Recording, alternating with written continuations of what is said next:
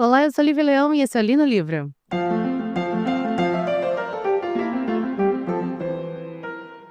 O livro de hoje é uma história que ela é multimídia, né, na minha vida. Vocês sabem que eu tenho esses dois grandes amigos, que é a Érica e o Sérgio, e a Érica todo ano vai comigo para Nova York. Quer dizer, todo ano a gente foi. Eu fui 3 vezes, das 3 vezes ela foi 2. E esse ano específico ela não podia ir, porque, né, estava gerando uma criança em seu ventre. Então, eu fui sozinha, quer dizer, fui com outra amiga, mas fui sem ela e tal. E aí ela veio agora, em agosto, vai ficar até janeiro, pra apresentar bebê pra gente, batizar, fazer aniversário de 1 ano, essas coisas. E aí a gente falou assim, então vamos fazer, né, aqui em São Paulo, o que a gente faz em Nova York, que é assistir 5 musicais. E aí o primeiro musical, e aí no caso acompanhada dessa vez pelo Sérgio também, foi um musical fantástico, incrível, chamado Brenda Lee e o Palácio das Princesas, que é um musical com letra e dramaturgia da Fernanda Maia, e tem uma atriz chamada Verônica Valentino fazendo a protagonista, Brenda Lee, que por sinal ganhou o prêmio, o Bibi Ferreira e o prêmio Shell como melhor atriz. E eu fiquei muito, muito tocada. Primeiro porque o musical é lindo, assim, as músicas são excelentes, excelentes, excelentes, excelentes. São músicas que ficam com você. Deixa eu ver se tem no Spotify essas músicas. Temos no Spotify o CD de Brenda Lee, o Palácio das Princesas, para vocês ouvirem, super recomendo. E aí eu não conhecia a história dessa ativista, que atendia pelo nome de Brenda Lee, nome de guerra, o nome de profissão, e que seu nome real era Caetana, e era uma ativista em prol dos direitos, à saúde principalmente, das mulheres transexuais em São Paulo e no Rio, no Brasil em termos gerais, mas ela atuava especificamente em São Paulo. E ela atuou durante a década de 80 e 90, quando a gente teve o boom da AIDS no Brasil. Lindo musical, lindo, assim, sabe? Final, chorei horrores, sabe? É uma história triste, mas contada com uma delicadeza absurda. Durante o intervalo desse musical, a gente tinha uma banquinha ali do lado, que a gente levantou para dar uma volta e tal, esticar as pernas, e tinha uma banquinha ali do lado. E aí foi nesta banquinha que eu adquiri o livro que vamos resenhar hoje, que é o Brenda Lee, Memórias Entrelaçadas da AIDS, do Ubirajara Caputo, que eu não consegui descobrir o ano que ele nasceu, mas ele conheceu Brenda Lee, né? Porque ele também foi um ativista na luta contra a AIDS, contra o HIV no Brasil. E ele, hoje em dia, é doutor e mestre em Psicologia Social pela USP, bacharel em Ciências do Trabalho e especialista em Educação à Distância, além de ter curso de psicanálise. É o escritor, atua na área clínica voltada a movimentos sociais e pessoas em estado de vulnerabilidade e atua como ativista da causa LGBTQIAP+, até hoje. Se você não conhece o Li no Livro, está aqui pela primeira vez, saiba que quando eu faço livros brasileiros, eu não dou spoiler, não dou final, eu às vezes nem conto o livro inteiro. Porque a minha intenção, na verdade, é, entre outras coisas, fazer com que você adquira esse livro e apoie a literatura brasileira e um autor. E é isso que a gente vai fazer aqui, tá certo? Eu, particularmente, esse livro é um livro muito pequenininho, mas esse livro é de uma tristeza. Eu fiquei tão triste lendo ele, não porque pelas coisas que acontecem na vida da Brenda, da Caetana. A Caetana, ela esse livro é uma biografia dela, né? Mas por pensar na evolução da história, dos direitos dessas mulheres que desde cedo foram marginalizadas socialmente, mulheres que desde muito cedo foram estigmatizadas. Cara, me pegou muito esse livro, muito. Eu li esse livro assim a conta-gota, porque eu ficava muito, muito mal, muito melancólica. O Birajara, ele faz uma coisa muito bonita nesse livro, na minha opinião, e muito inteligente, onde ele vai usar a história da Brenda para, na verdade, ser uma costura da evolução dos direitos que as mulheres trans tiveram no Brasil. E aqui eu preciso abrir um parêntese e pedir uma desculpa para vocês, porque assim, muitas vezes no livro é usada a palavra travesti. Eu não sei se é a denominação correta a ser usada hoje em dia, porque, mais uma vez, entre década de 80 e 2025, tá aí 40 anos para cima. e as nomenclaturas mudam, assim como, graças a Deus, o conhecimento, os direitos também mudam. Então eu não sei se é a expressão correta, tá. Pelo meu parco conhecimento do mundo LGBTQIAP+, eu acredito que a denominação correta hoje em dia seria transexual, mas eu não sei. Então, me perdoem se às vezes eu falar travesti ou se às vezes eu falar, transexual, tá certo? E outra coisa que eu também garanto pra vocês que não será feito aqui, não será utilizado o nome morto de Caetana, tá?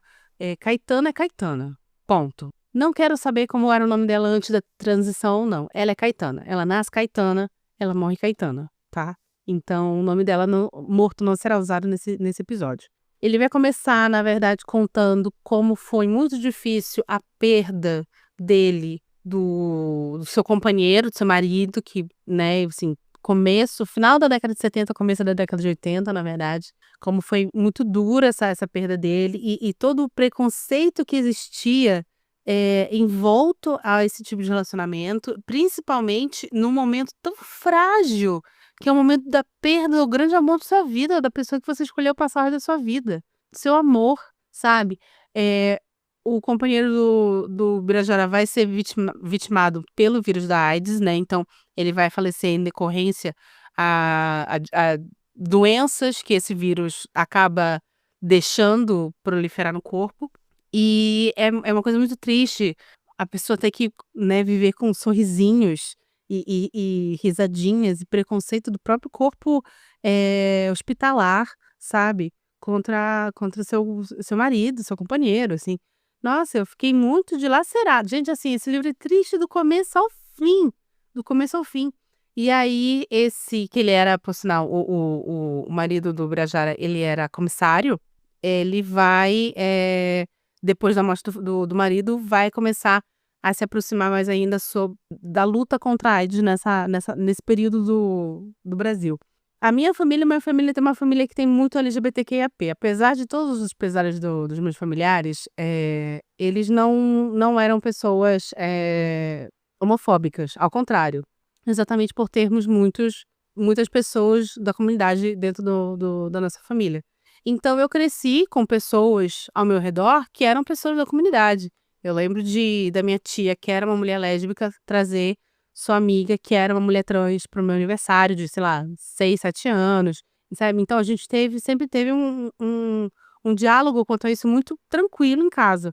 E eu lembro que o meu tio teve um amigo muito querido, dele, que faleceu em decorrência do vírus, e eu lembro de ser criança e ele tem muitas dores, né, esse rapaz, acho que era Evandro o nome dele, tem muitas dores por causa de como esse vírus castiga o corpo, né, e o meu pai lá, meu tio lá tentando fazer massagem nele para ver se melhorava, tal.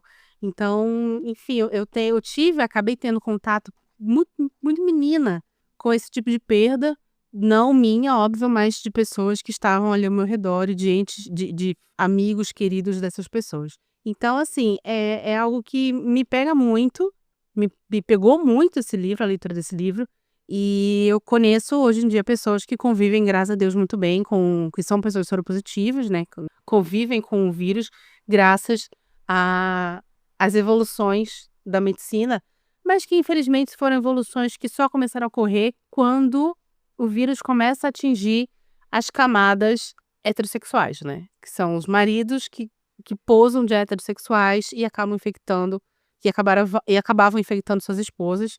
Temos casos aqui assim, só que num recorte social que não é o mesmo do, sei lá, Angels in America, sabe. Então, são histórias horrendas, horrendas, horrendas, e é notório, gente, é notório que o interesse em lutar contra a AIDS vem apenas quando o vírus atinge a camada da família tradicional. Enquanto o vírus era algo que corria entre as profissionais do sexo, as transexuais e outras pessoas marginalizadas pela sociedade, deixa. Aliás, tem situações aqui, assim, falas que são horrendas, horrendas, horrendas. Mas eu tô me atropelando. O Birajara vai contar então que ele conhece, né, ouve falar e acaba conhecendo por cima Brenda durante esse ativismo dele em não espalhar o vírus no meio da comunidade. Inclusive, ele trabalhou distribuindo camisinhas para profissionais da rua e coisas desse tipo. E daí que ele conhece a fama de Caetana, de Brenda Lee. Brenda Lee nasce no interior da Paraíba, filha de uma mãe com vários filhos, de um pai muito, muito, muito retrógrado. A mãe acaba se separando do pai e eles vêm para São Paulo.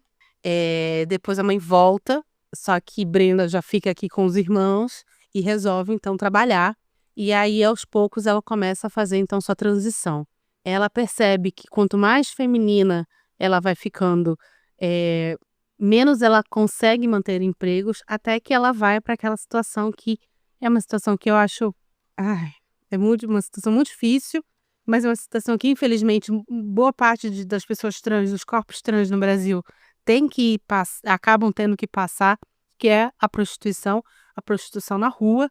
E aí é contada, então, como funcionava, como existia um esquema, né, sobre a cafetinagem e essas coisas. E é bem numa época onde nós já tínhamos ali resquícios sombras do vírus se aproximando do Brasil, e a gente está falando de um período final, né, ou se encaminhando para acabar a ditadura militar. Então você tinha a polícia militar, que era uma polícia extremamente truculenta, não que hoje sejam doces, né, mas que era uma polícia extremamente truculenta e que faziam as transexuais que tinham que trabalhar na rua um alvo, né? E aí a gente tem aqui a descrição de situações horrendas, perseguições policiais sofridas não só por Caetana, mas como por amigas que trabalhavam na rua junto com ela. Descrição de violações, descrição de tentativa de violações, descrição de um grupo de extermínio que acaba se formando em São Paulo, com foco em travestis transexuais. Cara, assim, é um livro muito louco, né? Eu lembro que eu pensei isso quando eu assisti o musical.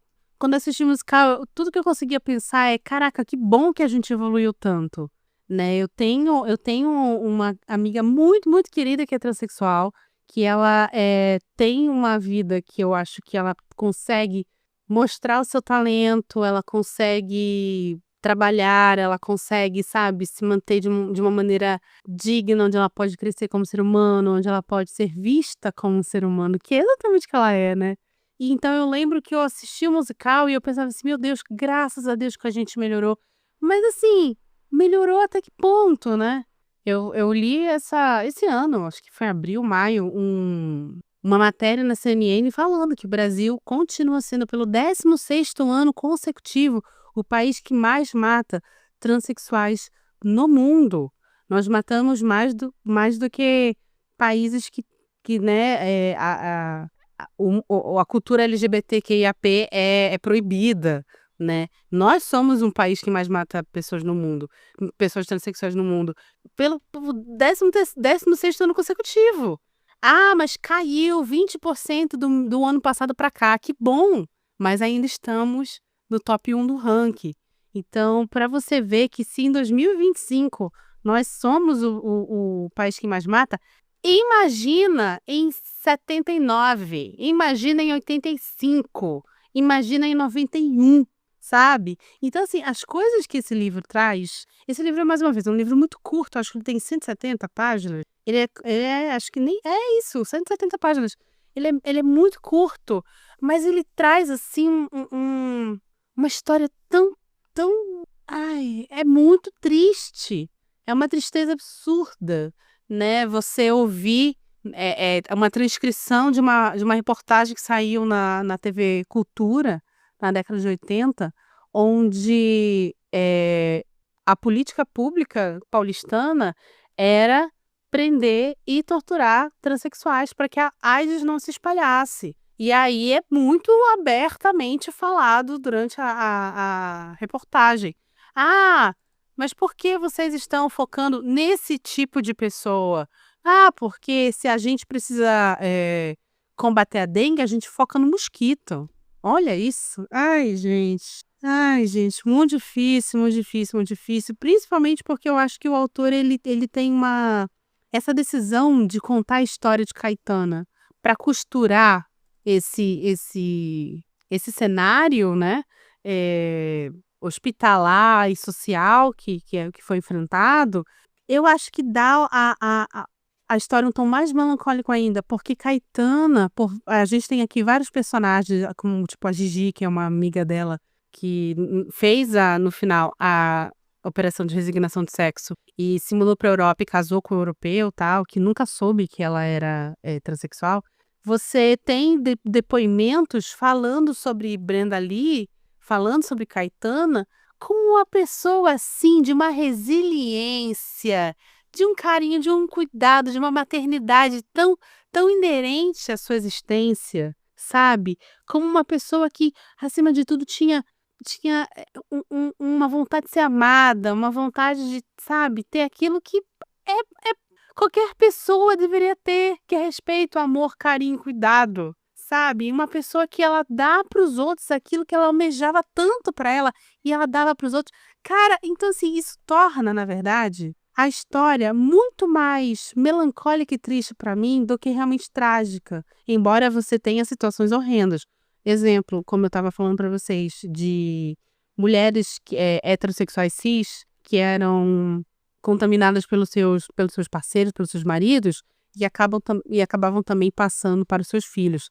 De casos de, o marido morreu em decorrência do vírus, a esposa precisa ir para algum lugar, corre-se, né, porque você tem a história sendo contada pelo ponto de vista dos ativistas. Os ativistas correm para tentar fazer com que essa mulher que estava em situação de vulnerabilidade socioeconômica também pudesse ser acolhida na casa da família, só que a família não quer a criança, porque o medo deles é que a criança, que era uma menina, quando for menstruar, chegar na idade de menstruação, espalhe o vírus para a família inteira.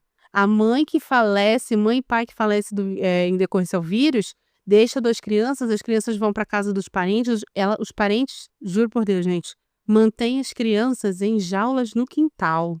Então, assim, você tem esse tipo de história de terror aqui. E como um contraponto, Brenda Lee, quase um sol. Cara, sério, é quase um sol no meio da escuridão o negócio. E aí você vai acompanhando a história dela, da transição, da vida dela dentro dentro não, né, no trabalho da rua, na tentativa dela de ir para fazer vida em Paris, que não dá certo, o retorno dela, até que finalmente ela começa então a montar aquilo que a gente vai ter como o Palácio das Princesas, que era um pensionato onde ela recebia travestis, transexuais, pessoas da comunidade LGBTQIAP e principalmente pessoas com vírus, que eram pessoas marginalizadas, que eram pessoas que não tinham para onde ir, que eram pessoas que não tinham acesso mínimo, mínimo, mínimo a um tratamento, a uma coisa digna, uma coisa que supostamente está na nossa Constituição,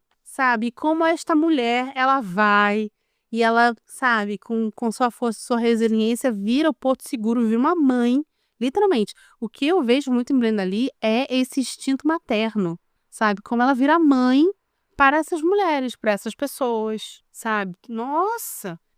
Triste, triste, triste, triste, principalmente pelo fato que, infelizmente, a vida de Brenda foi ceifada de uma maneira horrorosa. Em 96, através de um ex-namorado que deu um golpe nela e liga pra ela pra fingir que vai devolver o dinheiro, e ela vai, e ele acaba assassinando Brenda. E a forma com que ocorre, assim como é recebida a notícia, a maior preocupação das pessoas, das meninas que estavam no Palácio das Princesas, e agora? Com quem vai ficar? Para onde a gente vai? Porque o irmão da Brena que se torna o herdeiro dela, e ele quer tirar as mulheres de lá. Pessoas que estão doentes, sabe? Estavam doentes. Então, assim, cara, esse aqui é o livro que você tem que estar muito bem para ele. Muito bem. Eu, graças a Deus, estou lendo um livro bobinho. Lendo não, né? Ouvindo no audiobook, um livro bobinho. Então, que vai até vem para quinta-feira, que é o A Vida Invisível de Ed La Rue. Porque eu acho que se eu tivesse pego esse livro depois de alguma pedrada assim, nossa, gente, este episódio não estaria sendo feito hoje. Porque eu não ia ter condições, não ia ter condições de lidar com isso daqui, sabe? Eu super recomendo esse livro pra vocês, pra quem não tem a noção, eu não tinha, sabe, a noção de como foi a luta contra a AIDS nas décadas de 80 e 90, de como foi a luta por direitos básicos e mínimos para a comunidade LGBTQIAP. Cara, assim, eu vejo amigos meus tendo, hoje em dia, a possibilidade de andar de mãos dadas com seus parceiros, com seus maridos, com as suas esposas, sabe? Tendo uma vida, sabe, muito confortável, tendo empregos muito bons, tendo a possibilidade de viver de uma maneira, sabe, digna e normal, que é o que a Constituição deveria garantir para todos, né? E todas. E, cara, é assim, por mais que a gente saiba que a gente ainda tem muito da sombra da homofobia no Brasil, né? Eu lembro de um amigo meu contando que ele era virgem, nunca tinha tido nenhum tipo de relacionamento na vida dele. E aí ele vai no hospital, não sei, não lembro por quê. E aí a médica olha pra ele e fala assim: eu vou pedir exame de AIDS pra você. Aí ele falou assim: não, mas é que eu sou virgem. Aí ela: eu vou pedir exame de AIDS pra você, sabe? E isso é uma microagressão. Isso não me venha com churumela falando que não, isso é o cuidado, é protetor. Teu cu, teu cu. Isso é claramente uma microagressão homofóbica. Isso é uma microagressão homofóbica. Então, por mais que a gente viva ainda com esta sombra, cara, comparado com que essas pessoas, essas mulheres tiveram que passar na década de 80 e 90, o fato que algumas delas estão vivas hoje e contam isso, olha, eu confesso que eu não teria essa força de espírito. Não teria. Nossa, esse livro ele é um livro muito, muito bom para você conhecer essa criatura fabulosa chamada Caetana. Essa criatura fabulosa chamada Brenda Lee.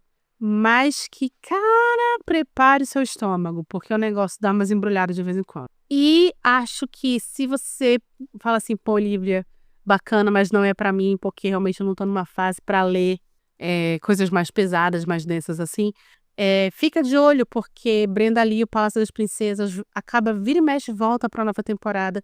E tá aí a mesma forma de contar. É também um musical que vai enfiar um pouco o dedo na ferida, porque ele não vai poupar as descrições. A gente não está falando do mundo cor-de-rosa da Barbie, né? Palácio das Princesas não é o filme da Barbie. Então, ele vai mostrar a vida dessas mulheres, mas assim, com uma leveza maior. E o final é de uma beleza. Nossa, como o final é lindo, gente. O final realmente é um negócio que me pegou muito. É um final muito, muito bonito. Assim como acaba sendo pra mim também o final do livro, porque o livro tem um epílogo que mostra como a curta estadia de Brenda Lee deixou muitas mudas pelo caminho, né? Muitas mudas. E eu, particularmente, não sou muito chegada nesse tipo de pensamento, tipo assim, ai, faleceu, mas pelo menos tal coisa mudou, graças a. Eu não sou muito chegada nesse tipo de coisa. Eu acho que as leis e as coisas têm que mudar enquanto a pessoa tá viva, né? Não depois que a pessoa já teve uma morte horrorosa. Mas você vê, assim, principalmente no final do livro, as pessoas que passaram e trabalharam com Brenda Lee e deram continuidade a essa luta, como, sabe, o negócio floresceu. Então, assim, é lindo esse livro, é lindo, mas nossa, como é triste, meu Deus. Eu passei esse episódio inteiro segurando choro. O episódio inteiro segurando choro, porque realmente é belíssima essa história, tristíssima, muito, muito real, e que eu espero que não se repita mais nesse Brasil. Se você gostou desse episódio, por favor, compartilhe com os seus amigos. Estamos nos principais agregadores de podcast, alguns pagos, outros públicos. Me siga no @LiviaMulder no Instagram ou no @linolivro, lá no Substack, onde você acaba tendo de vez em quando a transcrição ou o resumo escrito desse episódio. Se você não tem como ouvir naquele momento, você talvez consiga ler o resumo do episódio lá no Substack, tá certo? Meu nome é Lívia Leão e esse foi o Li no Livro.